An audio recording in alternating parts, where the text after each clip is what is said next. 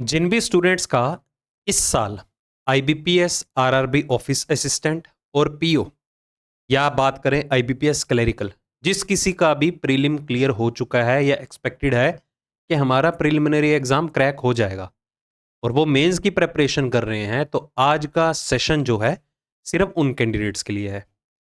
काफ़ी बेनिफिशियल होने वाला है क्योंकि आज के इस सेशन में हम मेंस लेवल में आने वाली जो जो रीजनिंग के क्वेश्चंस हैं मोस्ट एक्सपेक्टेड कि जो फुल ऑन चांसेस हैं कि इस नेचर का क्वेश्चन आपको पूछा जा सकता है, उन क्वेश्चंस की हम प्रैक्टिस करने वाले हैं।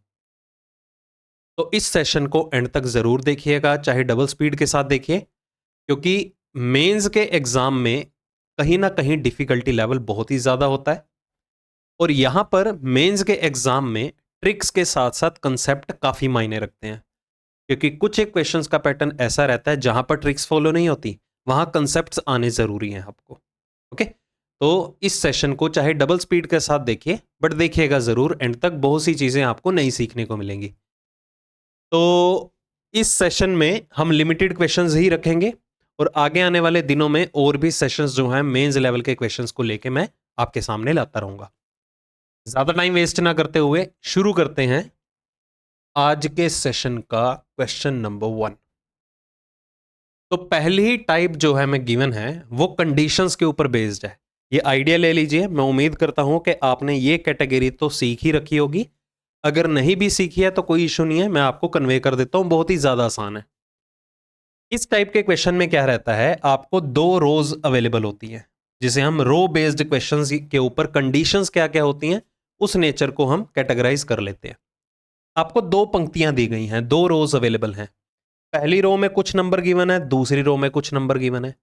तो यहां पर आपको एक कंडीशन बोली गई है, कहता find the sum of the resultant of first and the second row, कि जो भी पहली और दूसरे पंक्ति का जो रिजल्ट है, परिणाम है, उन दोनों का आपको योग या जोड़ ज्ञात करना है। अब यहां पर आपको दोनों की दोनों रोज को सॉल्व तो करना ही है, बट उसके लिए आपको कुछ ये स्टेप्स अवेलेबल होंगे, इन्हीं स्टेप्स के बिहाफ पे आपको ये रोज जो है वो सॉल्व करनी है, क्वेश्चन को सॉल्व करना है। चांसेस आर देयर कि आपको ये अगर मेंस के एग्जाम में ये क्वेश्चन मिला तो आपको 3 से 5 नंबर का सेट आएगा और फ्री के नंबर है, बिलीव मी। आपको कभी भी ये स्टेटमेंट्स को याद नहीं करना, जस्ट गो थ्रू करना है, क्योंकि मोस्ट ऑफ द टाइम हमें जितने भी क्वेश्चंस यहां पर अवेलेबल होंगे, एक नंबर के बाद जो भी दूसरा नंबर दिया जाएगा या किसी भी नंबर का कोई भी फॉलोड बाय नंबर होगा, या तो वो कैटेगराइज किया जाएगा इवन या ऑड नंबर को लेके या परफेक्ट स्क्वायर को लेके, दैट्स इट। आपको सिर्फ मेरे क्वेश्चन अटेम्प्ट करने का तरीका देखना है। जैसे कि मैं अभी ये स्टेप्स को गो थ्रू नहीं कर रहा हूं, मुझे क्या है, दोनों रोज को वन बाय वन सॉल्व करना है। तो पहले मैं पहली रो को सॉल्व करता हूं। पहली रो में पहले दो नंबर उठा लीजिए, कौन कौन से हैं, 3 और 10। पहले 3 और 10 को सॉल्व करेंगे और जो भी उनका रिजल्ट रहेगा, जो इनके प्लेस पे जो भी नंबर क्रिएट होगा, उसको हम 5 के साथ कनेक्ट कर देंगे। ओके, दो दो नंबर पिक करके आपको इक्वेशन को सॉल्व करना होता है। तो यहां पर ये सिचुएशन है क्या कि एक ऑड नंबर के बाद एक इवन नंबर बैठा है, विषम संख्या के बाद एक सम संख्या है। यहां हम कह सकते हैं कि एक हमारे पास अभाज्य संख्या है और अभाज्य संख्या के बाद एक सम संख्या है। ये तो जज आप इंस्टेंटली देखते ही कर लोगे, तो बस इन्हीं से रिलेटेड ही आपको स्टेटमेंट्स को पिक करना है। तो यहां पर देखिए, even number followed by odd number, तो पहली कंडीशन तो लगने से रही, क्योंकि इवन के बाद थोड़ा ओड है, ओड के बाद इवन आ रहा है। तो यहां पर देखिए, कहता odd number followed by a perfect square. अगर ओड नंबर के बाद एक परफेक्ट स्क्वायर है, क्या 10 एक संपूर्ण वर्ग है, तो ये वाली कंडीशन भी नहीं लगेगी। यहां मेंशन्ड है, अगर ओड नंबर के बाद एक और विषम संख्या है, ओड नंबर आए, क्या ओड नंबर के बाद ओड नंबर है, तो ये वाली कंडीशन भी नहीं लगेगी। Odd number is followed by an even number but not a perfect square. अगर विषम संख्या के बाद एक सम संख्या आती है और वो सम संख्या एक संपूर्ण वर्ग नहीं है, तो ये वाली सिचुएशन देखो सेटिस्फाई हो रही है इस चीज पे। तो मतलब यहां पर 3 और 10 के ऊपर हमारी फोर्थ कंडीशन जो है वो फॉलो होने वाली है। तो क्या करना है इस सिचुएशन में, जो उनका रिजल्ट रहेगा comes by multiplying the numbers, तो जो उनका रिजल्ट रहेगा उन दोनों नंबर्स को गुणा करके आएगा। तो 3 के बाद 10 आ रहा है, ऑड नंबर के बाद एक इवन नंबर आ रहा है और वो इवन नंबर परफेक्ट स्क्वायर नहीं है, तो दोनों को मल्टीप्लाई कर दीजिए। तो दोनों को आपस में अगर गुणा करेंगे तो इन दोनों की जगह रिजल्ट क्या रह जाएगा, 30। बस ये चीज करनी होती है आपको, दो दो नंबर उठाइए, गिवन कंडीशन के ऊपर सेटिस्फाई कर दीजिए। अब जो 30 आया वो 3 और 10 को सोल्व करके आया है, तो 3 और 10 की जगह हमारे पास क्या आ गया 30, और 30 के बाद की संख्या कौन सी है 5। अब सिचुएशन क्या जनरेट हो रही है, अब इवन नंबर के बाद एक ऑड नंबर है, सम संख्या के बाद एक विषम संख्या आ रही है। चलो पिक करो, इवन नंबर के बाद एक इवन नंबर, ये वाली कंडीशन तो फॉलो होगी नहीं। इवन नंबर के बाद अगर एक ऑड नंबर है, ध्यान से देखिए स्टेप नंबर 1 के अंदर जो कंडीशन दी गई है, इवन नंबर के बाद एक ऑड नंबर है, तो क्या करना है इस सिचुएशन में, जो उनका रिजल्ट रहेगा दोनों नंबर्स को ऐड करके आएगा। तो 30 और 5 दोनों को ऐड कर दें तो रिजल्ट कितना आ गया 35। तो जो ये 35 है हमारे पास पहली पंक्ति का रिजल्ट है। ठीक है, अब इसी सिनेरियो को फॉलो करते हुए आपको दूसरी रो को भी कंप्लीट इस तरह से सॉल्व करना है। जैसे कि यहां पर 7 और 4 के बारे में बात करेंगे सबसे पहले। तो 7 और 4 के सिनेरियो की बात करें तो यहां पर ओड नंबर के बाद एक इवन नंबर आ रहा है, और ओड नंबर के बाद जो ये इवन नंबर है ये एज अ परफेक्ट स्क्वायर भी है। चेक करो, अगर ओड नंबर के बाद एक इवन नंबर आ रहा है, हाँ जी देखो, ये देखो ओड नंबर के बाद एक परफेक्ट स्क्वायर अवेलेबल हो, हालांकि देखा जाए ओड नंबर के बाद इवन नंबर यहां पर भी है, बट वो इवन नंबर क्या है, वो परफेक्ट स्क्वायर नहीं होना चाहिए, ये सिचुएशन है। बट ये तो परफेक्ट स्क्वायर है, तो इसके ऊपर आप चौथी स्टेप की कंडीशन को फॉलो नहीं करेंगे। अब दूसरी कंडीशन को फॉलो कीजिए, अगर विषम संख्या के बाद एक संपूर्ण वर्ग आता है तो हमें क्या करना है, जो उनका रिजल्ट रहेगा वो difference of that square number and the odd number. तो जो रिजल्ट रहेगा उन दोनों संख्याओं का, वो विषम संख्या और वो परफेक्ट स्क्वायर संपूर्ण वर्ग जो भी होगा उनके अंतर के साथ आएगा। तो 7 में 4 कम कर दो, कितना आ गया 3।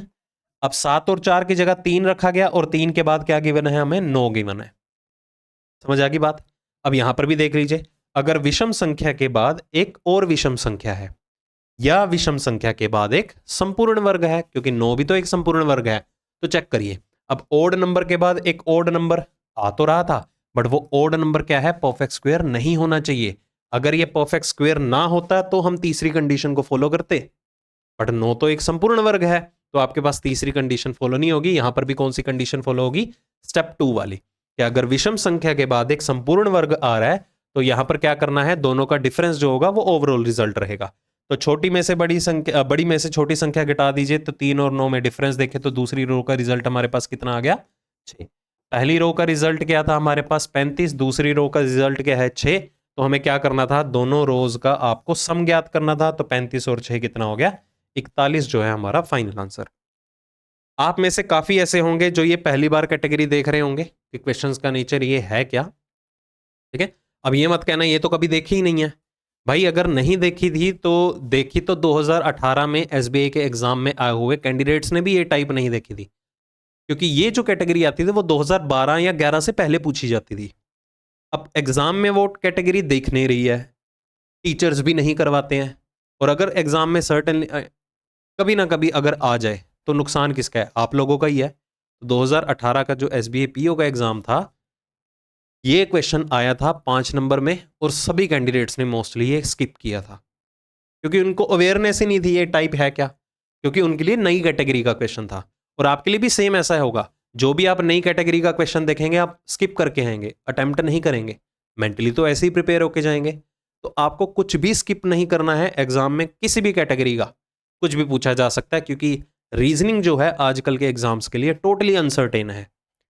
कोई नहीं बता सकता कि रीजनिंग का लेवल या कि पैटर्न किस तरह से आ जाए, बट अवेयरनेस होनी चाहिए। ठीक है, तो ये फर्स्ट टाइम काफी कर रहे होंगे, इसलिए मैंने आपको डिटेल में बता दिया। आगे स्पीड से करेंगे, करने का तरीका वही है, सेम सिचुएशन है, सेम कंडीशन के ऊपर बेस्ड है। पहले 2 नंबर पकड़ लो, ओड के बाद एक और ओड नंबर है, विषम संख्या के बाद एक विषम संख्या, हाँ जी विषम संख्या के बाद विषम संख्या, और वो परफेक्ट स्क्वायर नहीं होनी चाहिए, बिल्कुल नहीं है। तो क्या करना है, उनको ऐड कर दीजिए रिजल्ट लेने के लिए। तो 15 और 5 कितना हो गया 20। अब 20 और 9 को ट्रीट कीजिए। ठीक है, पहले ये भी देख लेना क्वेश्चन में करना क्या है, डिफरेंस निकालना है दोनों की दोनों रोज का। पहले सम निकालना था, अब डिफरेंस निकालना है। चलो 20 और 9 के बारे में बात करते हैं। Even number followed by odd number, या इवन नंबर फॉलोड बाय या परफेक्ट स्क्वायर। हाँ जी, even number followed by odd number, ये देखो कंडीशन गिवन है।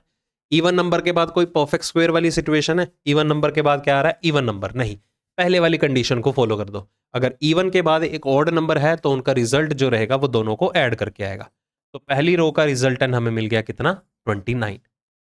ठीक है, चलो अब दूसरी रो पे आ जाते हैं। 6 के बाद 13 है, इवन के बाद ऑड नंबर है, फिर से पहली वाली कंडीशन को फॉलो कर दो, तो दोनों को ऐड कर दीजिए। 13 और 6 कितना हो गया यहाँ पर 19।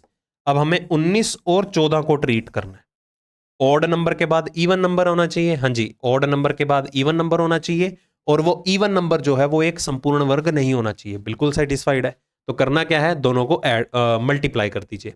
अगर हम दोनों को मल्टीप्लाई करेंगे तो 19 के बाद अगर 14 अवेलेबल था तो 14 का 19 गुना करना है, 14 का 20 गुना कर दो आप, ठीक है, या 19 का 10 गुना करके 19 का 4 गुना आपस में जोड़ दो, ऐसे भी कर सकते हो, या 14 का 20 गुना कर दो, कितना हो गया 280, उसी में से 14 कम कर लो तो कितना हो गया 266।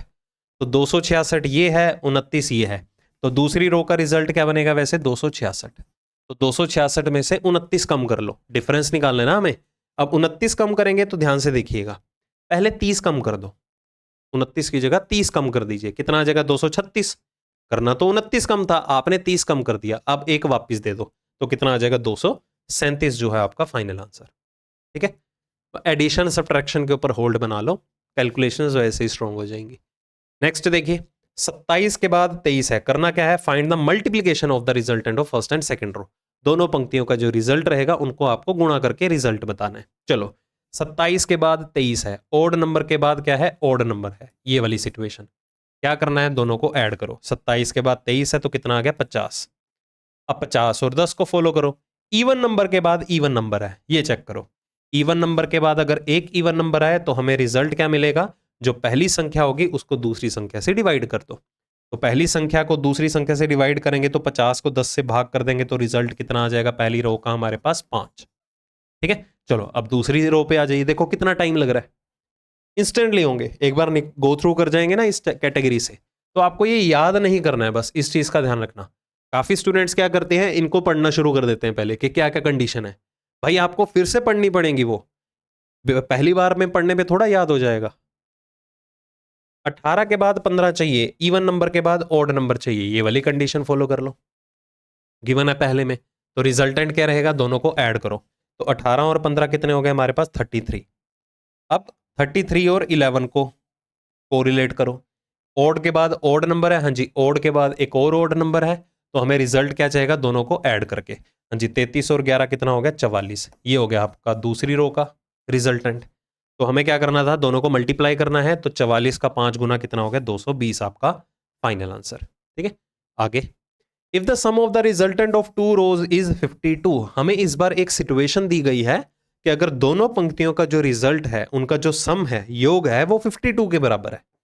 इन दोनों रोज का रिजल्ट कितना दिया गया हमें 52 के बराबर, तो हमें यहां पर x का मान ज्ञात करना है, क्या होगा। तो इसके लिए एक काम करना पड़ेगा, हमें पहली रो का रिजल्ट निकालना पड़ेगा, क्या है, पहली रो का रिजल्ट जो भी आएगा उसको 52 में से माइनस कर देना, वो दूसरी रो का रिजल्ट आ जाएगा, जिसका रेफरेंस लेते हुए हम x की वैल्यू ज्ञात कर लेंगे। तो 11 के बाद 4 है, हाँ जी, ओड नंबर के बाद एक परफेक्ट स्क्वायर अवेलेबल है, ठीक है। तो करना क्या है, डिफरेंस, दोनों में अंतर ले लो, 11 और 4 कम कर दो तो कितना आ जाएगा 7।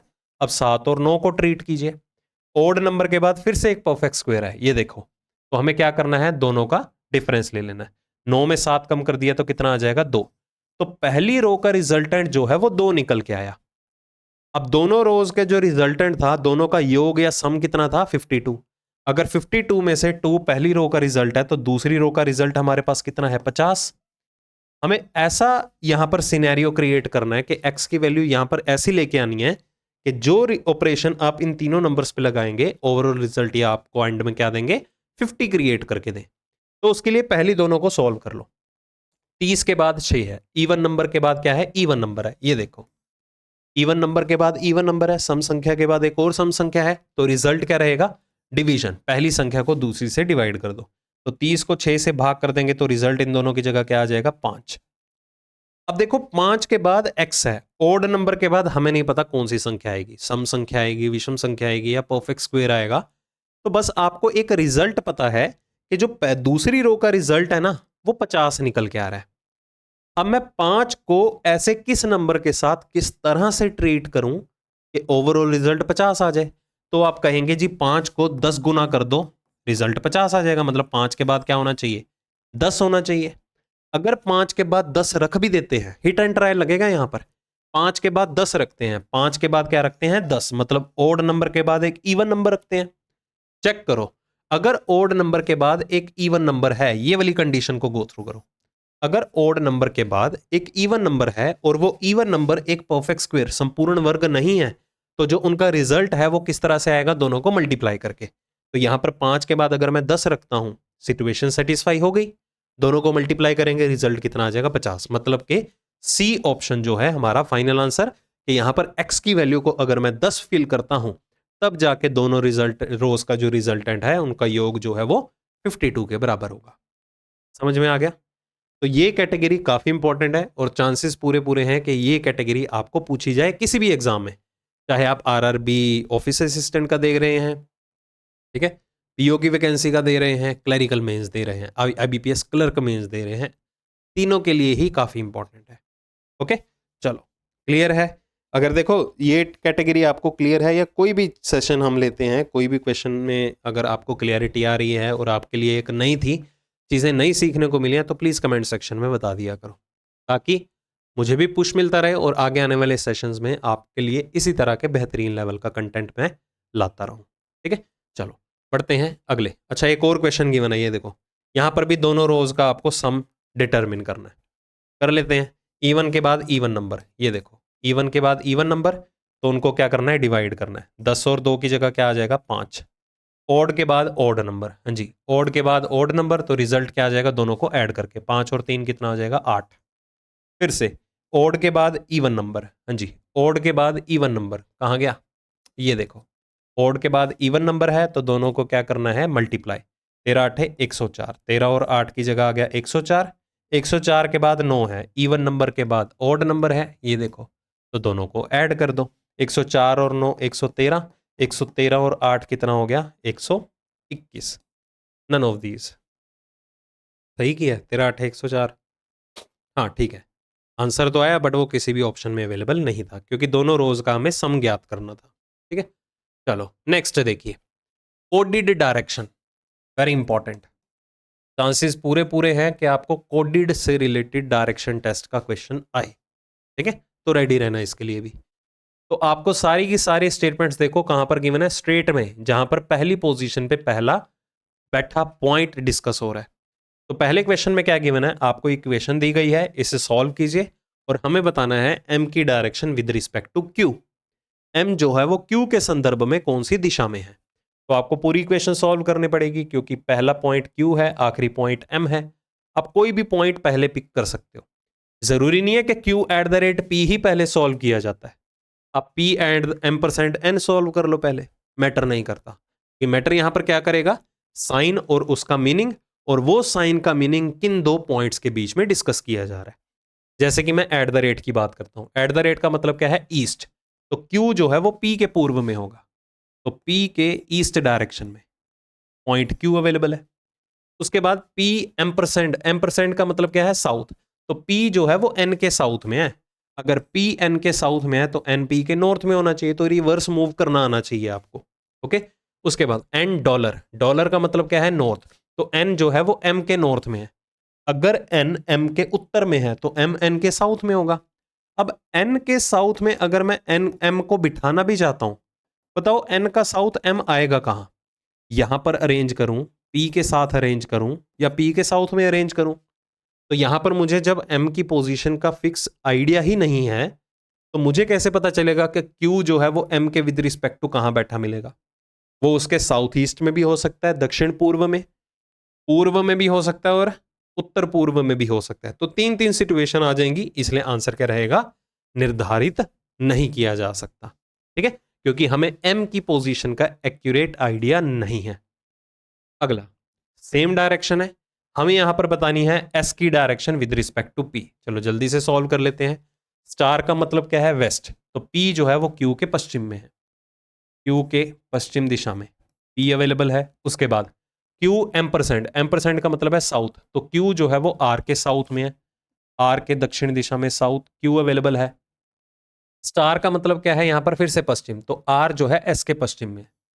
अगर आर एस के पश्चिम में है तो एस आर के पूर्व में है, तो एस की डायरेक्शन पी के विद रिस्पेक्ट टू क्या निकल के आ रही है, उत्तर पूर्व, मतलब के नॉर्थ ईस्ट डायरेक्शन। ठीक है, चलो next. 10 persons sitting around a circular table facing the centre, हाँ जी, 10 पर्सन से रिलेटेड है ये। आपको पूरे पूरे चांसेस हैं कि आरआरबी मेंस में पूछा जाए। कोई भी हो सकता है, ऑफिसर स्केल 1 भी हो सकता है, ऑफिसर असिस्टेंट मतलब क्लरिकल, पीओ, किसी भी मेंस के एग्जाम में पूछा जा सकता है, ठीक है। क्योंकि नंबर ऑफ पर्संस कितने हैं यहाँ पर 10, सारे के सारे अराउंड अ सर्कुलर टेबल बैठे हैं, सभी का फेस जो है वो सेंटर की तरफ है। चलो पहले वो सर्कुलर टेबल अरेंज कर लेते हैं। अब देखो 10 पर्सन बिठाने किस तरह से हैं, थोड़ा केयरफुली बिठाइएगा। 1 2 3 4 5 6 7 8 9 और 10। मतलब इस पर्सन के विपरीत ये पर्सन बैठा है, इस पर्सन के विपरीत ये पर्सन बैठा है, ठीक है। इस तरह से आप मार्किंग या हैचिंग कर सकते हैं ताकि आपको क्लियरिटी रहे किस पर्सन के विपरीत कौन आ रहा है, क्योंकि अपोजिट से रिलेटेड भी आपको टर्म्स गिवन होती हैं। पहली इंफॉर्मेशन है, कहता 3 person sit between Y and G, Y sits second to the right of T. कभी भी क्वेश्चन सॉल्व करो, चाहे मैं पीओ प्री की बात करूं या क्लरिकल मेंस या पीओ मेंस, सिटिंग और पजल की दी बेस्ट सिचुएशन क्या रहती है, अगर आप सिंगल स्टेटमेंट को पिक करके चलते हैं तो आपके केसेस जनरेट होते हैं। अगर आपको पॉसिबिलिटीज या केसेस से, एक्स्ट्रा केसेस से बचना है तो आप पैरेलली 2 या 3 इंफॉर्मेशंस को क्लब करके चलिए, क्योंकि जब भी आप 2 या 3 इंफॉर्मेशंस को आपस में क्लब करके चलते हैं, मोस्ट ऑफ द टाइम ये देखा गया है जो अगली स्टेटमेंट रहती हैं वो पिछली स्टेटमेंट से कहीं ना कहीं कनेक्टेड होती हैं, जिससे आपकी पॉसिबिलिटीज वेनिश हो जाती हैं। तो यहां पर हमें दिया गया था कि y और g के बीच में 3 व्यक्ति हैं और y जो है वो t का सेकंड राइट है, तो हम कहीं भी रैंडमली ले लेते हैं t को। t का सेकंड राइट यहां पर कौन आ गया, y, और y और g के बीच में कितने व्यक्ति आ रहे हैं, 3 व्यक्ति आ रहे हैं, तो इस पॉइंट को हम होल्ड पे रख देते हैं। Next, m and t are immediate neighbours, m और t जो है वो दोनों एक साथ हैं, और अगली ही इंफॉर्मेशन देखिए क्या गिवन है कि t जो है 6th to the left of s है। अगर m और t एक साथ हैं तो ध्यान दीजिएगा, m और t पहली बात तो एक साथ बैठे हैं, पहली सिचुएशन, और दूसरी सिचुएशन क्या है कि t जो है s का 6th लेफ्ट है। अगर t s का 6th लेफ्ट है तो s जो है वो t का 6th राइट होगा, रिवर्स में जा सकते हैं क्योंकि डायरेक्शन सेम है। तो t का 6th राइट की बात करते हैं, 1 2 3 4 5 6, यहां पर कौन सा पर्सन अवेलेबल होगा, s। अब जितना भी हमने अभी तक कंटेंट उठा लिया, डाटा उठा लिया, उसी को कनेक्ट करो आपस में। अब हमें एक चीज गिवन थी कि y और g के बीच में 3 व्यक्ति बैठे हैं, तो y अगर यहां पर है 3 का गैप, g तो आने से रहा, तो y यहां पर है, तो 1 2 3 के गैप में यहां पर कौन अवेलेबल होगा, g अवेलेबल होगा। तो ये वाला पॉइंट हमने यूज कर लिया, तो वैनिश कर दो। अब m और t अगर एक साथ है तो m यहां भी हो सकता है, यहां भी हो सकता है। अगली इंफॉर्मेशन पे स्विच करते हैं। कहता 1 person sits between s and p, s और p के बीच में एक व्यक्ति है, तो p यहां तो आने से रहा, तो s यहां पर है, तो s और p के बीच में एक पर्सन आ जाएगा। w sits adjacent to neither s nor p, w जो है वो ना तो s का पड़ोसी है ना तो p का पड़ोसी है, मतलब w यहां नहीं आएगा, यहां नहीं आएगा, यहां नहीं आएगा, तो बैठेगा तो सर्कल में ही ना। तो w के लिए कौन कौन सी पोजीशन रही, या तो w यहां पर आ जाएगा या तो w यहां पर होगा। अगर W यहां पर है तो M यहां जाएगा क्योंकि M भी तो T का पड़ोसी है। अगर W यहां पर है तो M यहां पर आ जाएगा। तो इन शॉर्ट W और T भी एक साथ बैठे हैं। यहां से हमने कंक्लूड कर लिया W और M की पोजीशन का हमें फिक्स आइडिया नहीं है। आगे देखिए, कहता R sits second to the right of U, R and P are not neighbours. R जो है वो U का दायां दूसरा है। अब R और U तो इन दो पोजीशन पे आने से रहे, और हमें R के बारे में इंफॉर्मेशन गिवन है कि R और P एक साथ नहीं है। तो ध्यान से सुनिए, R यहां नहीं होगा, यहां नहीं होगा, क्योंकि W और M के लिए दोनों पोजीशन, R P का पड़ोसी नहीं है, तो R के लिए पोजीशन फिक्स हो गई। R किसका सेकंड राइट है, U का। अगर U के दाईं और दूसरे प्लेस पे R अवेलेबल है तो U जो है R के बायां दूसरा होगा, तो R का बायां दूसरा, यहां पर कौन आ गया, U अवेलेबल हो गया। ठीक है, मतलब मैं ये एक्सपेक्ट करके चल रहा हूं कि आपके ऐसे बेसिक्स जो हैं वो काफ़ी स्ट्रॉन्ग हैं, तभी तो मैं डायरेक्टली पर्सन बिठा रहा हूं, और एग्जाम में भी आपको ऐसे ही सॉल्व करना है। केसेस के पीछे नहीं भागना। केसेस तो ही बना के चलिएगा अगर वो आपके जेन्युइनली बनते हो, कि केसेस बनाए बिना गुजारा नहीं हो रहा भाई, काफ़ी होच पोच हो रही है, तो आप केसेस क्रिएट करो, अदरवाइज नीड नहीं है। ठीक है, the number of person sitting between W and Y same as the number of person sitting between Y and U। जितने व्यक्ति W और Y में हैं, जितने व्यक्ति W और Y में हैं, उतने ही व्यक्ति Y और U में भी हैं। अब Y और U में देखो कितने पर्सन आ रहे हैं, 2 व्यक्ति आ रहे हैं, तो W और Y में भी 2 होने चाहिए।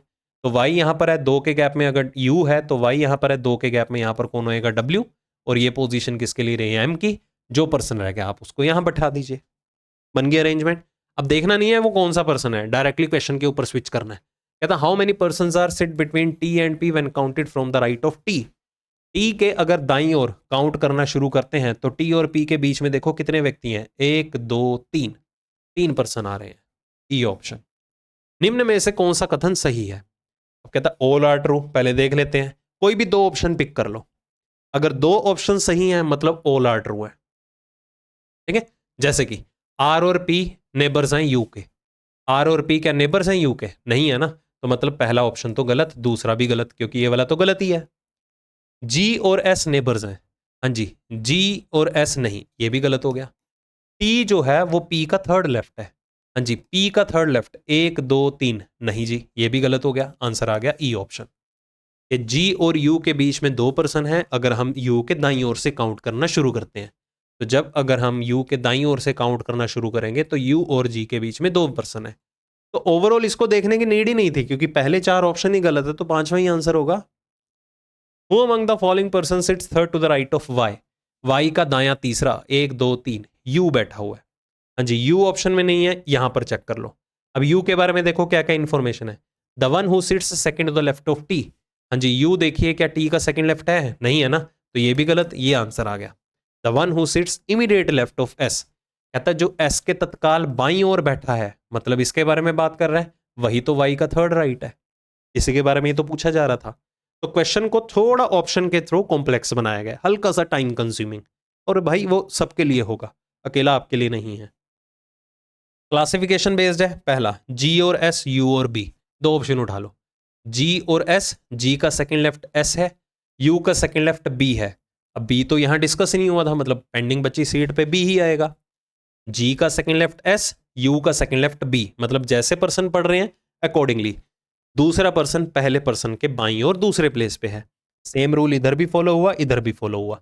देखो वाई का सेकंड लेफ्ट टी है, हाँ जी, वाई का सेकंड लेफ्ट टी भी है, वैलिड है। डब्ल्यू का सेकंड लेफ्ट पी है, नहीं, ये गलत हो गया। तो ये ऑप्शन जो है वो बाकियों से टोटली डिफरेंट था, इसलिए मेरा यही ओड वन आउट है। ओके, चलो नेक्स्ट पे आइए। कहता 8 पर्सन हैं, मोस्ट इंपॉर्टेंट क्वेश्चन है ये भी, ध्यान से समझ लेना इसे। ओके, बाकी स्ट्रेस में आके कभी भी क्वेश्चंस अटेम्प्ट नहीं करने हैं आपको, स्ट्रेस में आके करेंगे तो टाइम कंज्यूमिंग रहेगा और मे बी वो क्वेश्चन आपसे सॉल्व भी ना हो। रिलैक्स होके करो, और टारगेट तो कभी मत बना के चलना कि हमें इतने क्वेश्चंस अटेम्प्ट करने हैं एग्जाम में, टारगेट बेस्ड कभी मत करना। रिलैक्स होके जाओ, क्योंकि आपको नहीं पता डिफिकल्टी लेवल कैसा है। उम्मीद है कि 40 क्वेश्चन आने हैं तो मैंने 40 में से 35 कर देने हैं, और अगर बाय चांस पेपर का लेवल टफ आ गया और 35 ना हुए, फिर पहले ही बुखार चढ़ जाएगा, भाई नहीं होने वाले 35 तो टारगेट्स बनाओ ही मत, रिलैक्स होके करो। अगर इजी है तो सभी के लिए इजी है, टफ है तो सभी के लिए टफ है। अटेम्प्ट्स भी अकॉर्डिंगली जाएंगे, कट ऑफ भी अकॉर्डिंगली जाएगी, ठीक है। तो जितना ज़्यादा सोचोगे उतना स्ट्रेस आएगा, स्ट्रेस में करोगे इंपैक्ट पड़ेगा आपकी परफॉर्मेंस के ऊपर। क्या गिवन है? 8 पर्सन है, are sitting around 2 inscribed square table, हाँ जी, 2 इंस्क्राइब्ड स्क्वेयर टेबल की बात की जा रही है, इन सच अ वे that 4 persons sit at the middle of the sides and each inner and outer square. Person sitting at the inner square and the person sitting at the outer square face to each other. अब यहां पर situation दी गई है, कहता 2 square table हैं, inscribed हैं, एक square table के अंदर एक और स्क्वेयर टेबल अवेलेबल है। अब यहां पर एक कंडीशन क्या है कि दोनों स्क्वेयर टेबल की साइड्स के ऊपर 4-4 पर्सन बैठे हैं इस तरह से, और चाहे अंदर के बैठे पर्सन की बात करें चाहे बाहर में बैठे पर्सन की बात करें, जो बाहर वाले पर्सन है अंदर वालों को, और अंदर वाले जो पर्सन है वो बाहर वालों को फेस कर रहे हैं इस तरह से, मतलब अंदर वाले पर्सन आउटसाइड द सेंटर हो गए, बाहर वाले पर्सन इनसाइड द सेंटर हो गए। समझ में आई कंडीशन? सेफ साइड के लिए जब भी एग्जाम में क्वेश्चन अटेम्प्ट करो, एक एक्स्ट्रा केस की नीड पड़ सकती है, क्योंकि चांसेस आर पूरे कि बिना पॉसिबिलिटी के आपसे कोई भी क्वेश्चन ना पूछा जाए। एग्जाम में पॉसिबिलिटीज क्रिएट होती ही हैं, तो इसलिए हमेशा सेफ साइड के लिए आपको केसेस जनरेट करके चलने हैं। 2, नीड पड़ी तो तीसरा बना लीजिएगा, अदरवाइज कोशिश करना कि 2 में ही सॉर्ट हो जाए। चलो पहली इंफॉर्मेशन, कहता Q sits to the immediate right of the person who faces L. Q जो है उस पर्सन के तत्काल दाईं ओर बैठा है जो एल के सामने बैठा है। अब हमें क्या पता एल कहां पर बैठा है, अंदर वाले स्क्वायर टेबल में या बाहर वाले में, बट जहां भी बैठा होगा उसके सामने जो भी बैठेगा उसके तत्काल दाईं ओर कौन है, क्यू। पैरेलली अगली इंफॉर्मेशन को गो थ्रू करो। L is an immediate neighbour of P who does not face Q. L जो है वो पी का तो पड़ोसी है, बट एल जो है वो किसको, सॉरी पी जो है वो किसको फेस नहीं कर रहा, क्यू को फेस नहीं कर रहा। अब यहां पर चाहें तो आप दोनों केसेस को पैरेलली कैरी फॉरवर्ड कर सकते हैं। कैरी फॉरवर्ड कैसे, हम एक सिचुएशन ले लेते हैं कि एल जो है वो आउटसाइड द, सॉरी बाहर वाले टेबल का पार्ट है। एक सिचुएशन में एल जो है हम अंदर वाले टेबल का पार्ट ले लेते हैं। कोई भी सीट आपको अच्छी लगे वहां पर पहला पर्सन बिठा दीजिए। अब एल के सामने जो बैठा हो उसके तत्काल दाईं ओर कौन बैठा हुआ है, क्यू। एल के सामने ये बैठा है, इसके तत्काल दाईं ओर कौन है, क्यू, क्योंकि क्यू उस व्यक्ति के तत्काल दाईं ओर बैठा है जो एल के विपरीत है। एल के विपरीत यहां पर ये पर्सन बैठा है, इसके तत्काल दाईं ओर यहां पर कौन आ जाएगा, क्यू। क्लियर हो गया। अब आगे, एल जो है वो इमीडिएट नेबर है पी का, बट पी जो है वो क्यू को फेस नहीं कर रहा। अगर एल पी का पड़ोसी है तो पी यहां नहीं लेंगे क्योंकि पी क्यू के विपरीत नहीं है, तो पी यहां पर आ जाएगा। इस सिचुएशन में एल पी का पड़ोसी है तो पी यहां नहीं होगा तो पी यहां आ जाएगा। ठीक है, आगे, N faces the person who sits to the immediate left of P. N उस पर्सन को फेस कर रहा है जो पी के तत्काल बाईं ओर है। तो पी के तत्काल बाईं ओर जो भी पर्सन बैठा हुआ है उसको कौन फेस कर रहा है, एन।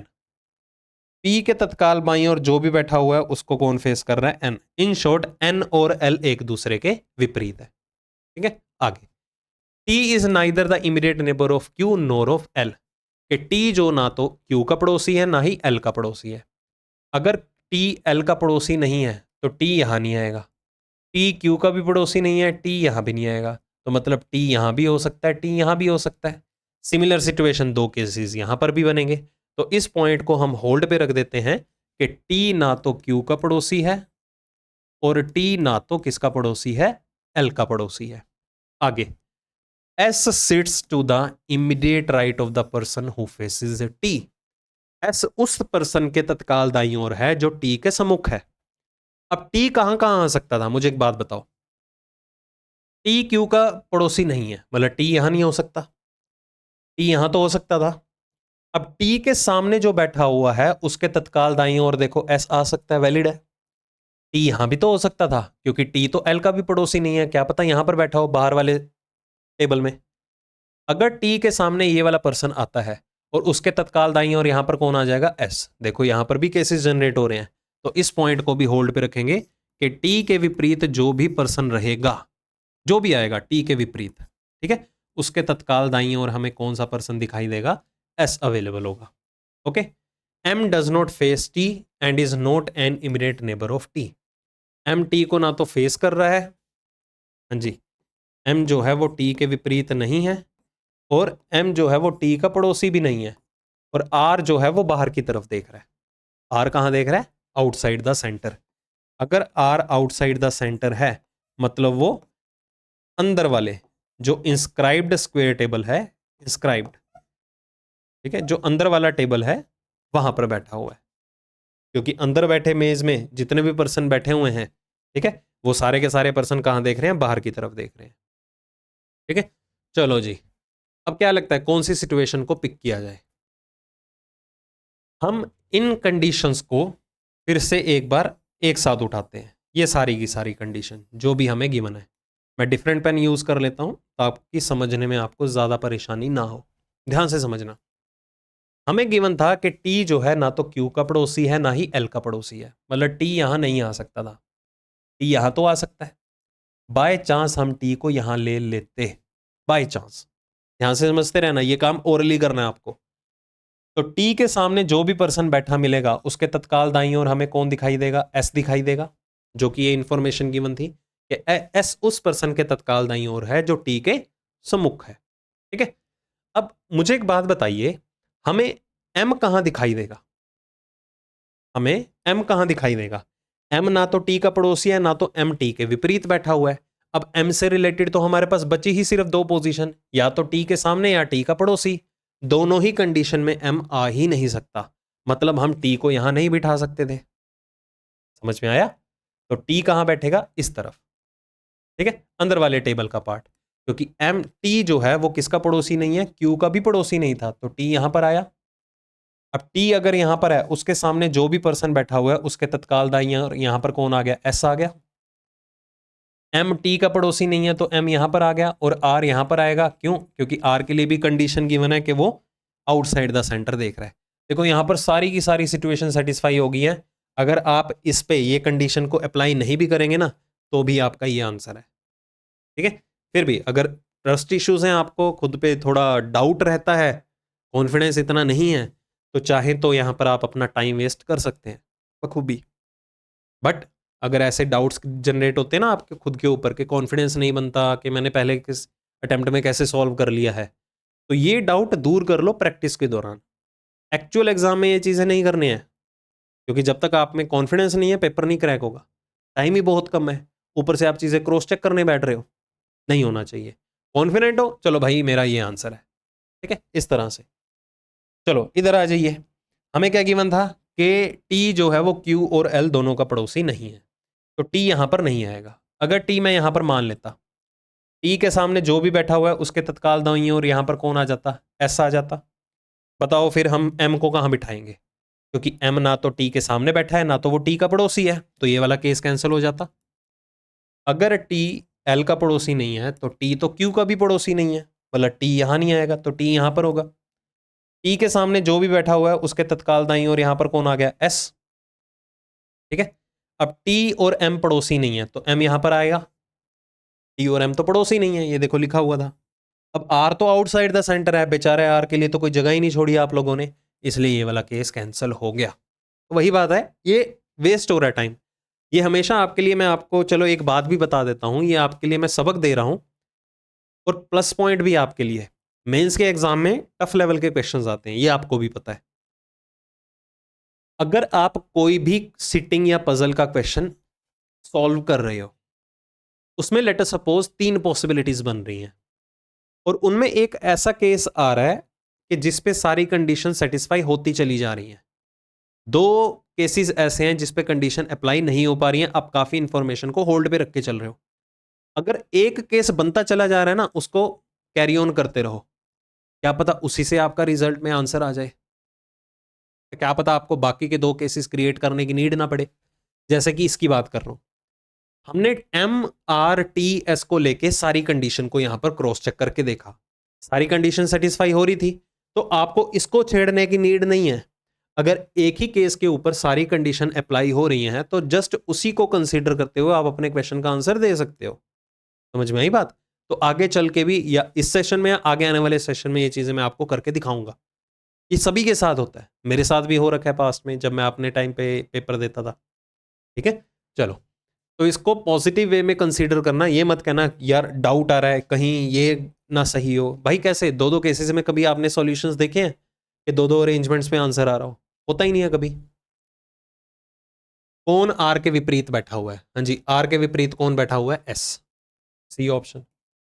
कौन बैठा है immediate left of the person who faces S? जो एस के विपरीत है उसके तत्काल बाईं ओर। एस के विपरीत आर है, उसके तत्काल बाईं ओर कौन है? क्यू। राइट लेफ्ट का ध्यान रखिएगा, या आउटसाइड द सेंटर है। Who among the following sits third to the right of the person who faces the person who sits to the immediate left of M? कहता है जो M के तत्काल बाईं ओर है उसके सामने बैठे पर्सन के दाईं ओर तीसरे प्लेस पे कौन बैठा हुआ है? रिपीट कर देता हूं, जो M के तत्काल बाईं ओर है और उसके सामने देखो कौन बैठा है। M के तत्काल बाईं ओर कौन है? S। उसके सामने कौन बैठा है? R। इसका दायां तीसरा देख लो, 1 2 3, कौन बैठा हुआ है? Q बैठा हुआ है। ठीक है, ए ऑप्शन। थोड़ी स्टेटमेंट लेंदी थी, ब्रेक करके पढ़ो, समझ में आ जाएगी। कौन बाहर की तरफ नहीं देख रहा? ठीक है, सॉरी, अंदर की तरफ कौन नहीं देख रहा? अंदर की तरफ कौन कौन देख रहा है? LPSM। हाँ जी, LPSM। एन नहीं देख रहा, मतलब ये चारों तो अंदर की तरफ ही देख रहे हैं। क्लासिफिकेशन RQTMP, RQTMP या NP? RQ टी,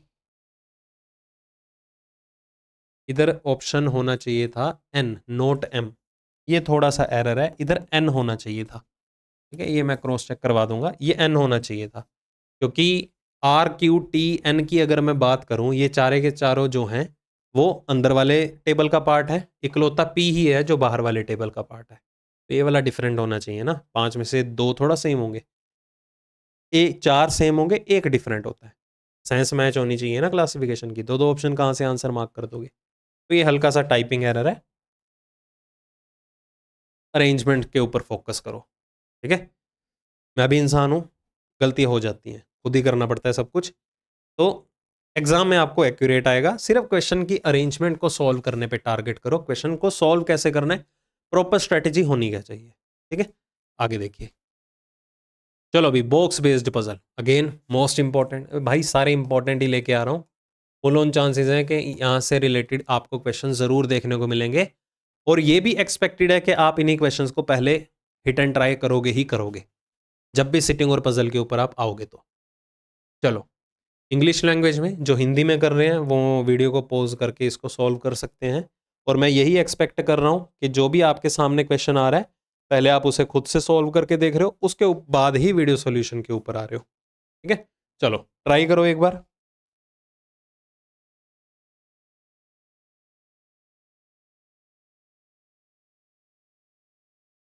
एक बार ट्राई कर लीजिए,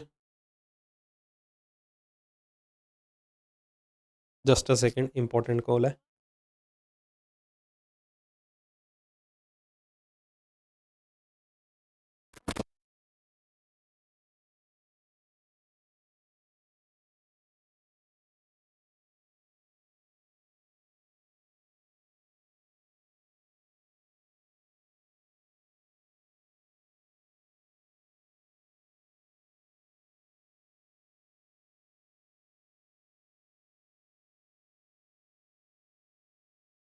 चलो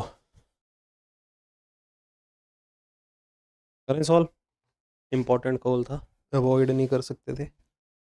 हाँ जी, बॉक्स बेस्ड पजल था, यहाँ पर कहता 11 बॉक्सेस है, चल रही है ना रिकॉर्डिंग। 11 बॉक्सेस है, एक के ऊपर एक प्लेस किए गए हैं शेल्फ के अंदर। लोअर मोस्ट शेल्फ जो है उसको नंबर 1 का नाम दिया गया है, उससे ऊपर नंबर 2, एंड टॉप मोस्ट शेल्फ का नाम नंबर क्या है, 11। पहली कंडीशन कहता only 3 boxes are kept between R and S, R और एक्स के बीच में 3 बक्से रखे गए हैं। तो देखो करना कैसे है, स्टार्टिंग में 2 या 3 स्टेटमेंट्स ही हैं जो आपकी ओवरऑल नंबर ऑफ पॉसिबिलिटीज जो हैं वो जनरेट कर देंगी। ठीक है, हमें क्या दिया गया है, आर और एस के बीच में कितने बक्से रखे गए हैं, 3। केसेस बन रहे हैं, बना डालो, कोई दिक्कत नहीं है। चलो, आर और एस के बीच में 3 बक्से रखे गए हैं। T is kept immediately above box S, T को एस के जस्ट ऊपर रखा गया है, टी यहां पर आ गया। इस सिचुएशन में छठा बॉक्स आ गया टी। टोटल बक्सों की संख्या ध्यान रखिएगा 11 है। Only 1 box is kept between S and G, and box G is kept above S. ये देखो, 2 स्टेटमेंट इकट्ठी पढ़ने का फायदा क्या हुआ, अगर हम ये पढ़ के चलते कि एस और जी के बीच में एक बक्सा रखा गया है, एस जी यहां भी आ सकता है, यहां भी आ सकता है, कई क्या है इसको केसेस में कन्वर्ट कर देंगे। अब जैसे ही अगली इंफॉर्मेशन से पता चल गया कि जी जो है वो एस के ऊपर रखा गया है, तो इधर तो एक ही केस बचा ना फिर, कि जी अगर एस के ऊपर रखा गया है तो जी बक्सा यहां पर आ जाएगा। इस सिचुएशन में बॉक्स जी यहां पर आ जाएगा। ये बेनिफिट होता है एक दो कंडीशंस को पैरेलली क्लब करके पढ़ने का। 2 boxes kept between H and R, H और आर के बीच में 2 बक्से रखे गए हैं। अब देखो यहां पर आर यहां पर है, 2 के गैप में एच नहीं आ सकता, तो एच यहां पर आर के ऊपर रखा जाएगा। सिमिलरली आर यहां पर है, 2 के गैप में एच यहां भी आ सकता है, 2 के गैप में एच नीचे की तरफ भी हो सकता है। अब ध्यान से सुनिएगा, यहां पर टोटल बक्सों की संख्या कितनी हो चुकी है, 7। काउंट कर लो।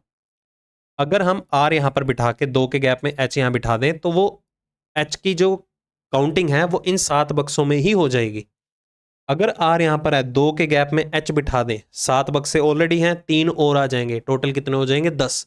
लिमिट में रहेंगे तो चाहे तो केस क्रिएट कर सकते हैं, अदरवाइज इस इंफॉर्मेशन को होल्ड पे रखिएगा कि आर और एच के बीच में 2 बक्से रखे गए हैं। एस जो है वो एडजेसेंट है बॉक्स बी के, एस और बॉक्स बी दोनों सटे हुए हैं, बी यहां पर आ गया, एस और बॉक्स बी सटे हुए हैं, तो आर और एच वाला केस खत्म। देखो आर यहां पर है, 2 के गैप में बॉक्स एच यहां पर आ गया, ठीक है। अब 11वां बॉक्स या तो सबसे नीचे होगा या तो सबसे ऊपर होगा, बट इस पॉइंट को हम यूज कर चुके हैं। Next, W and P are kept above box G, W और P को G के ऊपर रखा गया है, ये वाला केस कैंसल। चेक कर लो, क्योंकि यहां पर टोटल बक्सों की संख्या कितनी हो चुकी है, 10। अब 11वां बॉक्स चलो मान लेते हैं G के ऊपर है, बट G के ऊपर तो W और P दोनों होने चाहिए, जगह ही सिर्फ एक के लिए है, तो ये वाला केस आपका कैंसिल हो गया, ठीक है। ये केस आपका कैंसिल। इस सिचुएशन में आ जाते हैं। हाँ जी, क्या चीज गिवन थी कि W और P जो हैं वो किसके ऊपर रखे गए हैं, बॉक्स G के ऊपर रखे गए हैं। G के ऊपर W और P कैसे भी आ सकते हैं, क्योंकि अभी तक देखा जाए बक्सों की संख्या भी कितनी है, 5 और 4 9। अब क्या पता ऊपर 2 बॉक्स हैं, एक बॉक्स इधर एक बॉक्स इधर है, कुछ इंफॉर्मेशन नहीं है, तो इस पॉइंट को हम होल्ड पे ही रखेंगे कि W बॉक्स भी और P बॉक्स भी वो G के ऊपर ही आएगा। आगे, number of boxes kept between W and P is same as the number of boxes between S and B। कहता है W और P में उतने ही नंबर ऑफ बॉक्सेस हैं जितने S और B में हैं। अब S और B तो एक साथ हैं, तो W और P भी एक साथ होने चाहिए, मतलब कि W और P वो दोनों के दोनों क्या होने चाहिए, एडजेसेंट होने चाहिए, सटे हुए होने चाहिए, ठीक है। अगर W और P एक साथ होने चाहिए तो W और P को अरेंज करने के लिए ये 2 पोजीशन अवेलेबल हैं। क्या पता यहां पर तो अभी बक्सों की संख्या 9 है ना, क्या पता 2 बक्से और ऊपर हो, वहां पर भी तो W और P एक साथ हो सकते हैं, बट इस पॉइंट को हम होल्ड पे रखेंगे कि W और P जो हैं वो एडजेसेंट होंगे, एक साथ होंगे, ठीक है। उसके बाद number of boxes above H is same as the number of boxes below N। जितने H के अबव में हैं उतने N के बिलो में हैं, जितने H के अबव में हैं उतने N के बिलो में हैं। अब H के अबव में देखो अभी तक के लिए कोई भी नहीं है, देखा जाए तो N के बिलो में भी कोई नहीं होना चाहिए। अगर H के अबव में 1 हुआ तो N के बिलो में भी 1 होगा, यही होगा ना, क्योंकि अभी 2 बक्से रहते हैं। अभी तक काउंटिंग कितनों की हो चुकी है, 9 की। अगर मैं 10वां बॉक्स यहां रखता हूं तो 11वां बॉक्स नीचे रखना पड़ेगा, जो कि सेटिस्फाई नहीं होगा। कहने का मतलब, अगर मैं मान लेता हूं H के ऊपर 1 बक्सा रखा गया, लेट अस सपोज, तो N के नीचे भी 1 बक्सा होना चाहिए। अगर N के नीचे 1 बक्सा होना चाहिए तो मतलब कि N यहां, फिर यहां पर इस तरह से सिचुएशन बनेगी। एक तरह से सोचा जाए ये बक्सों की संख्या ही 12 हो चुकी है, फिर ये वाला केस कैंसिल, ठीक है। अब सुनिए, अगर मैं कहता हूं H के ऊपर 2 बक्से रखे गए हैं तो N के नीचे भी 2 बक्से रखेंगे होंगे। ये देखो टोटल 11 हो चुके हैं, 4 5 6 7 8 9 10 11। H के ऊपर 2 हैं तो N के नीचे भी 2 होने चाहिए, 2 छोड़ के N यहां पर आ सकता है, खत्म। तो मतलब यहां से कंक्लूजन क्या निकला कि H के ऊपर कोई बक्सा रखा ही नहीं गया, H बॉक्स जो है वो टॉप पे था। अगर H के ऊपर कोई नहीं है तो N के बिलो में भी कोई नहीं होना चाहिए। अब टोटल बक्से यहां पर कितने थे, 9 10 11। ये पोजीशन किसके लिए रहेगी, N के लिए, क्योंकि H के ऊपर उतने ही बक्से हैं जितने N के बिलो में है। अब W और P के लिए ये 2 पोजीशन अभी पेंडिंग है, पता नहीं है W कहां पर है, पता नहीं है P कहां पर है। आगे देखिए, number of boxes between W and J is same as the number of boxes between T and F। जितने W और J में हैं उतने T और F में हैं, जितने, इसको यूज कर चुके हैं, जितने W और J में हैं उतने ही किस किस के बीच में है, T और F के बीच में है। F जो है केप्ट बिलो T, F को T के नीचे रखा गया है। चलो F के लिए तो एक ही पोजीशन है क्योंकि T के नीचे एक ही जगह बची हुई है। T और F के बीच में 2 हैं तो W और J के बीच में भी 2 हैं। अगर W और J के बीच में 2 हैं तो W मैं यहां नहीं ले सकता, J यहां पर आएगा क्योंकि W और P के लिए 2 पोजीशन यही बची। W यहां हो नहीं सकता क्योंकि W और J के बीच में 2 होने चाहिए, क्योंकि T और F के बीच में 2 हैं। W यहां पर होगा, P यहां पर होगा। ये आपका एक्यूरेट अरेंजमेंट है, ठीक है। देखो कहीं भी आपको कोई भी हल्का सा भी डाउट आता है रिवाइंड करके देख लिया करो। Most important, box based puzzle आएगा ही आएगा आपको। प्रॉब्लम भी स्टूडेंट्स को इस टाइप के क्वेश्चंस में ही रहती है। क्या कहता है, कौन सा बॉक्स P के 2 पोजीशन ऊपर रखा गया है। P के 2 पोजीशन ऊपर कौन है, H। पहले देखो H ऑप्शन में है, नहीं है ना, ऑप्शन उठाओ। The box which is kept at 8th position, गलत, ये तो टॉप पोजीशन पे है। The box which is kept immediately above box W, ऐसा बॉक्स जो डब्ल्यू के जस्ट ऊपर रखा गया है, बिल्कुल ठीक है। एच के बारे में ही तो डिस्कशन हो रही है। एस और आर के बीच में कितने बक्से रखे गए हैं? हाँ जी, एस और आर के बीच में कितने बक्से रखे गए हैं? 3, 3A ऑप्शन। जे के ऊपर कितने बक्से रखे गए हैं? हाँ जी, जे के ऊपर 1, 2, 3, 4 बक्से रखे गए हैं। 4 ऑप्शन में अवेलेबल था। ठीक है, आगे क्लासिफिकेशन HPWR। H एक छोड़ के P, W एक छोड़ के R। आगे देखो FNJT, F और N एक साथ हैं, J एक छोड़ के T। F और N एडजेसेंट बॉक्सेस हैं, बाकी सभी में क्या है? एक एक बक्से का गैप था। Position of T from the top, T की पोजीशन टॉप से 3, 6, 7वीं, 7th from the top, D option. ठीक है, आगे चलो भी ब्लड रिलेशन अच्छे लेवल का आएगा ब्लड रिलेशन भी। एसबीआई का एग्जाम होता तो चांसेस आर देयर कि आपको कोडिड टाइप पूछी जाए। एसबीआई वालों का कहीं ना कहीं फेवरेट टॉपिक है कोडिड ब्लड रिलेशन। अदरवाइज सभी एग्जाम में आपको पैराग्राफ की फॉर्म में आएंगे। ठीक है, चलो देखो ये मोस्ट एक्सपेक्टेड है, मैं ये कंपलसरी भी नहीं कह रहा हूं कि इसी नेचर का ही आएगा। मोस्ट एक्सपेक्टेड यही है जितने भी प्रीवियस ईयर के एग्जाम्स हुए हैं, सभी का सिनेरियो ध्यान में रखते हुए। इनमें से कोई भी आपको आरआरबी पीओ के मेंस के एग्जाम में, क्लरिकल मेंस के एग्जाम में, आईबीपीएस क्लर्क मेंस के एग्जाम में कहीं भी पूछा जा सकता है। ठीक है, तभी तो तीनों को कंसीडर करते हुए सेशन रखा गया है। तो प्रेपरेशन सभी की कर रहे हो आप, तो स्पेसिफिकली मैंने टैगलाइन नहीं लगाई, और अगर लगा भी दूंगा क्या फ़र्क पड़ता है? बैंकिंग के एग्जाम में तो सिलेबस सभी का सेम ही है, डिफिकल्टी लेवल ही तो ऊपर नीचे होएगा। अगर आप डिफिकल्ट लेवल के क्वेश्चन को टारगेट कर रहे हो कि वो पीओ मेंस में आएगा, अगर आपको लो लेवल का क्वेश्चन मिल भी जाता है तो क्या है, स्पीड तो बढ़ रही है ना आपकी, कंसेप्ट्स और ज़्यादा स्ट्रॉन्ग होंगे। तो चीज़ों को फॉर ग्रांटेड मत लेना, कहीं ये मान के चलो कि भाई पीओ तो टफ आता है तो मैं इजी लेवल के क्वेश्चंस की प्रैक्टिस क्यों करूं, ऐसा नहीं सोचना। ठीक है, कर लो, कोई दिक्कत वाली बात नहीं है। A family consists of 8 members and 3 married couple. तो सिचुएशन को थोड़ा सा कंसीडर करके चलना कि हमें 8 सदस्य बिठाने हैं और 3 मैरिड कपल होने चाहिए। No single parent has a child, मतलब किसी का कोई भी संतान है, उसके पेरेंट्स दोनों के दोनों होंगे। ऐसा नहीं होगा कि एक पर्सन है, उसकी बिना स्पाउस बनाए या बिना हस्बैंड या वाइफ बनाए उसका चाइल्ड कंसीडर कर रहे हो, नहीं। अगर किसी पर्सन का चाइल्ड है मतलब उसके पेरेंट्स दोनों के दोनों होंगे, फादर भी होगा और मदर भी होगी। आगे P is the father of S। पहली कंडीशन कि P जो है वो S का पिता है, तो S की मदर पक्का बनेगी क्योंकि किसी भी सिंगल पेरेंट का कोई भी चाइल्ड नहीं है। Okay, N is the only son of M। N जो है वो M का इकलौता बच्चा है या बेटा है। ठीक है, M का भी कोई ना कोई स्पाउस होगा जरूर, M का जेंडर नहीं पता। P का भी कोई ना कोई स्पाउस जरूर है। P is the brother in law of N। P जो है वो N का ब्रदर इन लॉ है। अब N का ब्रदर इन लॉ दो तरीकों से जनरेट कर सकते हो। N का ब्रदर इन लॉ, पहला केस N की वाइफ आगे उसका ब्रदर, तो P N का ब्रदर इन लॉ है। दूसरा केस, अगर N M का इकलौता बेटा है, ध्यान से समझना, सिस्टर तो कोई भी हो सकती है फिर उसकी, N M का इकलौता बेटा है ना, M की तो बेटी कोई भी हो सकती है, आगे उसका हस्बैंड है P, तो भी ब्रदर इन लॉ है। चांसेस आर देयर कि ये वाला केस आपका ऑप्ट होगा। रीजन, यहां पर P अनमैरिड है, इधर P मैरिड बन रहा है, और मैरिड पर्सन का ही चाइल्ड होगा। गिवन था ना आपको ये डेटा, तो प्रायोरिटी यही है कि यहां से आपका आंसर आएगा।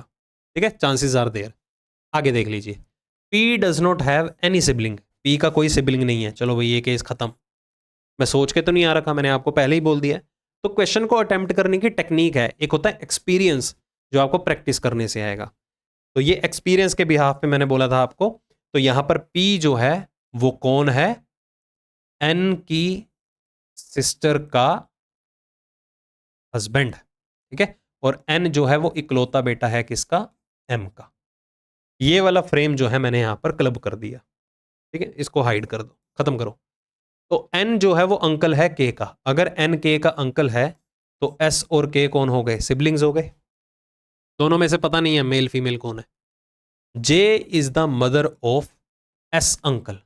जे जो है वो एस के अंकल की मदर है। एस का अंकल कौन है? एन। इसकी मदर कौन है? जे। तो एम मेल पर्सन हुआ। आगे देखिए, M is the maternal grandfather of X सन।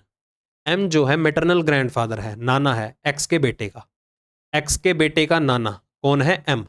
अब एम जो है वो नाना किस किस का है? एस और के दोनों का। ये देखो, मतलब ये एक्स है, क्योंकि एम जो है वो एक्स के बच्चे का या बेटे का नाना है।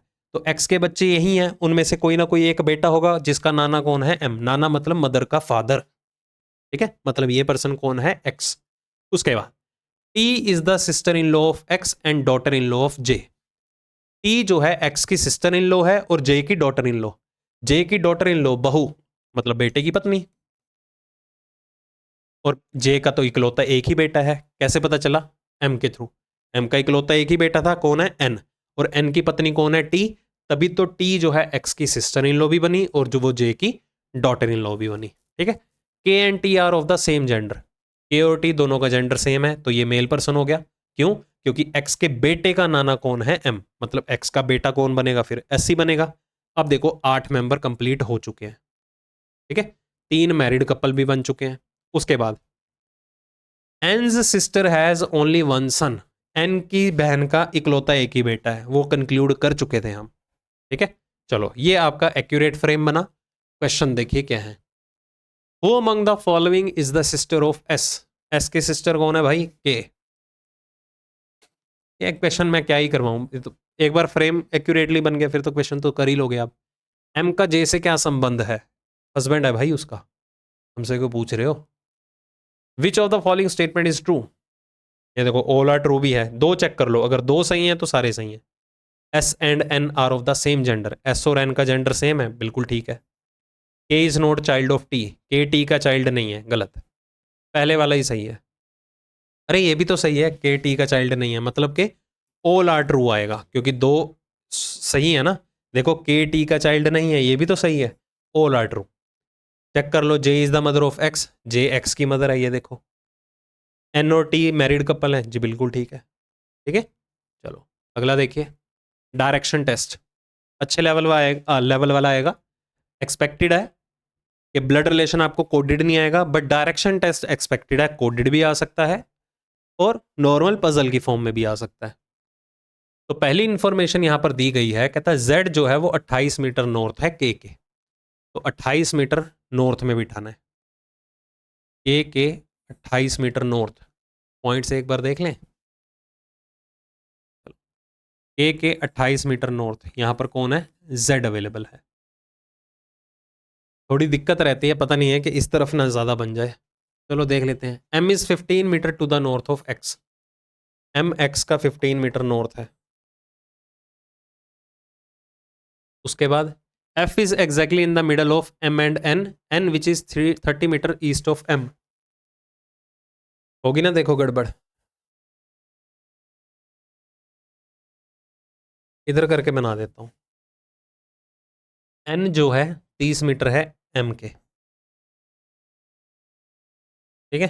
और एफ जो है वो दोनों के मिडल में है, मतलब ये 15 हो गया, ये भी 15 हो गया। इसको पड़ा रहने दो ऐसे ही, बाद में देख लेंगे, क्योंकि अभी तक कोई भी कॉमन डिफाइन नहीं हुआ ना कि मैं जेड और के साथ इस चीज़ को मर्ज कर दूं। C is 13 metre north of F. C F का 13 मीटर नॉर्थ है, ये देखो फिर और गड़बड़ होगी। एफ का 13 मीटर नॉर्थ सी। चलो भाई आगे देखो, Z is 11 metre west of सी।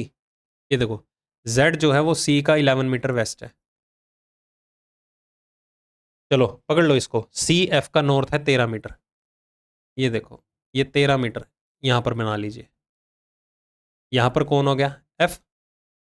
ध्यान से देख लो, अगर ये 13 है, करने का तरीका इसको स्प्लिट कर दो, ये भी 13 होगा और ये कितना हो जाएगा? 15। तोड़ दो 28 को।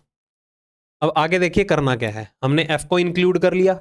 अब एफ किस किस का मिडल था? एम और एन का। और एम और एन के बीच में कितना डिस्टेंस है? 30 का, ठीक है। अगर एफ एन के बीच में 15 का है तो एन यहां पर बिठा दीजिए, ये 15 मीटर हो गया। अब इधर भी 15 मीटर लेके आना है आपको, तो देखो ध्यान से कैसे करना होगा। ये 28 है, लिखने की जरूरत नहीं है, 15 और 13 28 ही होता है। ये हो गया पहले तो 11, 4 मीटर और यहां पर कौन हो गया, m अवेलेबल हो गया। ठीक है, क्योंकि f जो है वो m और n के एग्जैक्टली मिडल में है और n जो है वो m के वेस्ट में था, कितना, 15 मीटर। ठीक है, सॉरी, n जो है वो m के ईस्ट में था 30 मीटर। अब इसके अलावा देखो m जो है वो x के 15 मीटर नॉर्थ में है। ये देखो ये 15 है तो ये भी 15 हो गया, मतलब x यहां पर आएगा। अब ये मत सोचना ये 15 इतना बड़ा इतना छोटा रखा, 15 इतना, ये किसी के साथ भी हो सकता है, आपके साथ भी ऐसा हो सकता है। बस आप अगर ये स्प्लिटिंग करके चल रहे हो तो आपको अटेम्प्ट करने में कोई दिक्कत नहीं आएगी। जज होनी चाहिए कि डिस्टेंस है कितनी। आगे देखिए, कहता अगर मिस्टर एक्स जो है फ्रॉम पॉइंट ए से अगर वो चलना शुरू करता है, मैं ये वाला डाटा सारा डिलीट कर रहा हूं, ये जो बनाया, क्योंकि इसको हम क्लब कर चुके हैं ना ऊपर वाले फ्रेम के साथ। चलो इसके बाद देखो बोला क्या जा रहा है, कहता अगर मिस्टर एक्स, श्रीमान एक्स जो हैं वो बिंदु ए से चलना शुरू करते हैं 22 metre towards the west direction to reach point P, मतलब अगर ए से पश्चिम दिशा में जाएंगे 22 मीटर तक तो बिंदु पी आ जाएगा। Okay, then takes a left turn and walks for 6 metre to reach point L, और यहां से अगर एक बायां मोड़ लेंगे, क्योंकि वेस्ट फेसिंग में बायां नीचे की तरफ होगा, 6 मीटर चलेंगे और बिंदु एल आ जाएगा। और एल के बारे में क्या गिवन है, he takes a right turn and walks 4 metre to reach point Z, और यहां से जैसे ही एक दायां मोड़ लिया जाता है 4 मीटर चलने पे बिंदु जेड आ जाता है, यही बोला जा रहा है। अब इसी का रेफरेंस लेते हुए, जेड का रेफरेंस लेते हुए ये फ्रेम इंक्लूड कर लो। एल से दायां मोड़ लिया 4 मीटर के लिए, तब जेड आया। ठीक है, मतलब ये वाला फ्रेम यहां पर इंक्लूड कर दो, इसको हटाओ, ध्यान से देखना, ये 11 मीटर था, यहां से 4 मीटर चलो, यहां पर है बिंदु एल, अगर ये 4 है तो ये 7 हो गया। ये वाला देखिए, ये वाला एरिया मैंने यहां पर ड्रॉ कर दिया। अगर ये बिंदु एल है तो एल जो है वो साउथ में है किसके, पी के 6 मीटर, तो ये 6 मीटर, ये है बिंदु एल, ये 6 मीटर बना दो, इधर हो गया पी। अगर ये पी है तो पी जो है वो ए के वेस्ट में है 22 मीटर। अब 22 मीटर देखो क्या है, ये 15 है, ये 7 है, 15 और 7 कितना हो गया, 22, मतलब कि ए जो है वो एन के कंप्लीटली नॉर्थ डायरेक्शन में है। ये देखो ये 7 है, ये 15 है, 15 और 7 22 हो गया ना। तभी मैं कह रहा हूं ये हमेशा स्प्लिट जरूर कर देना, ऐसे चेक पॉइंट्स बना दोगे ना, आपको रिमेनिंग डायरेक्शंस को जज करने में दिक्कत नहीं आएगी कि कहां पर लेके जाएं उसको। तो 15 और 7 22 है, मतलब ए एन के उत्तर में होगा या एन ए के साउथ में होगा, डायरेक्टली पता चल जाएगा। होच पोच वाला बना थोड़ा, बट जज हो रहा है सब कुछ। ओके, आते हैं डिस्टेंस बिटवीन एक्स एंड के, एक्स और के बीच का डिस्टेंस ये रहा, एक्स और के का बीच का डिस्टेंस, ये देखो हमने स्प्लिट किया हुआ था ना, अगर ये 4 है तो ये भी 4 है, क्या मजाक पूछा है। Classification Z F C N, हाँ जी, जेड एफ के नॉर्थ वेस्ट में है, सी एन के नॉर्थ वेस्ट में है। आगे देखो एम के उत्तर पश्चिम में है, नॉर्थ वेस्ट है। जेड एन की बात करें, जेड एन के उत्तर पश्चिम में है, तो ये ए एक्स आंसर होगा, क्योंकि यहां पर ए जो है वो एक्स के नॉर्थ ईस्ट में आ रहा है। ठीक है, बाकी सभी ऑप्शन में पहला पॉइंट दूसरे पॉइंट के नॉर्थ वेस्ट में बैठा हुआ था। Distance and direction of A with respect to N, A जो है वो एन के संदर्भ में नॉर्थ में है, और कितनी डिस्टेंस पे है, ये देखो 13 ये है, 6 ये है, 13 और 6 19 metre north, C option answer. ठीक है, जज करना आ जाएगा क्योंकि आपने स्प्लिट किया हुआ था। चलो सिलोजिज्म, ओनली अ फ्यू के कंसेप्ट के ऊपर पूरे चांसेस है, सिलोजिज्म ऐसे ही आएगा। Only a few Apple is mango, केवल कुछ ही हिस्सा एप्पल का ऐसा है जो मैंगोज बन के बैठे हैं, मतलब रिमेनिंग पोर्शन एप्पल का मैंगो नहीं है।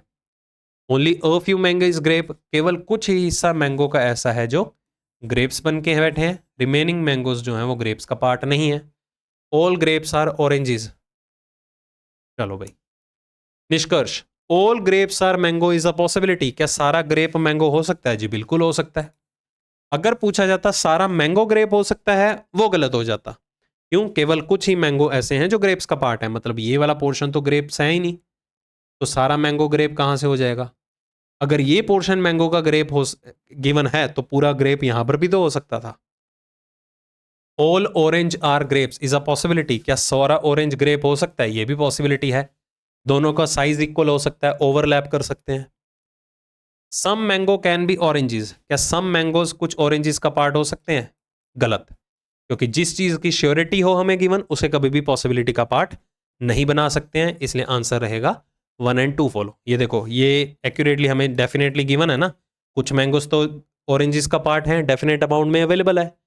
तो जहां पर हमें जिस चीज की भी श्योरिटी हो उसकी पॉसिबिलिटी हमेशा क्या मानी जाती है? फॉल्स मानी जाती है। Next, only a few pizza और बर्गर, केवल कुछ ही पिज्जाज ऐसे हैं जो बर्गर का पार्ट है, मतलब रिमेनिंग पोर्शन पिज्जा का बर्गर नहीं है।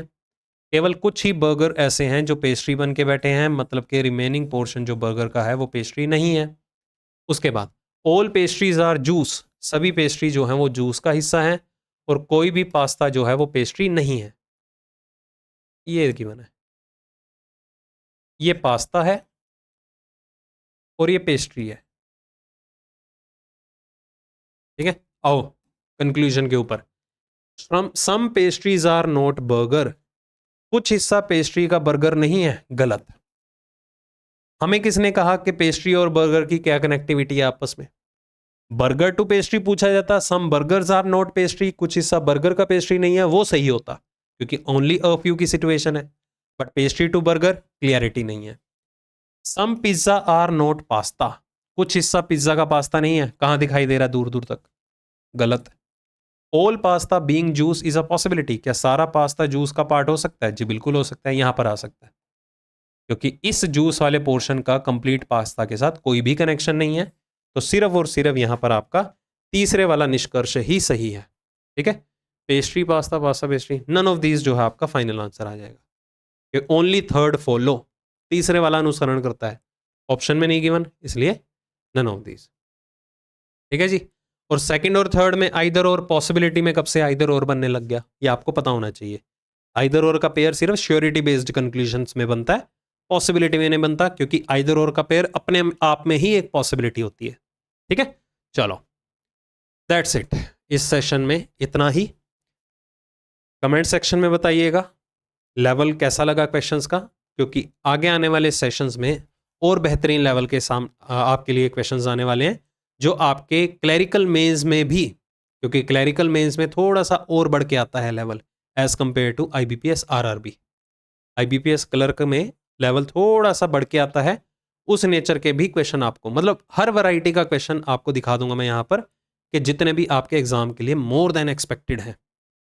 फॉर श्योर इस नेचर का आपको क्वेश्चन दिखेगा ही दिखेगा, या मिलता जुलता जरूर मिल जाएगा। ठीक है, चलो इस सेशन के साथ बने रहिएगा और बेल आइकन प्रेस कर लो।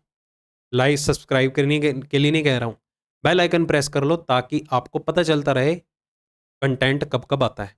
ठीक है, और टेलीग्राम चैनल ज्वाइन कर लो, क्योंकि अगर नहीं भी पता चलता, बेल आइकन नहीं प्रेस कर रखा आपने, वहाँ पर मैं आपको पोस्ट जो है वो शेयर कर दूंगा, ताकि आपको पता चल जाएगा नोटिफिकेशन के साथ कि कौन सी वीडियो अपडेट हुई है। जल्दी मिलता हूँ एक और बेहतरीन वीडियो के साथ। Take care.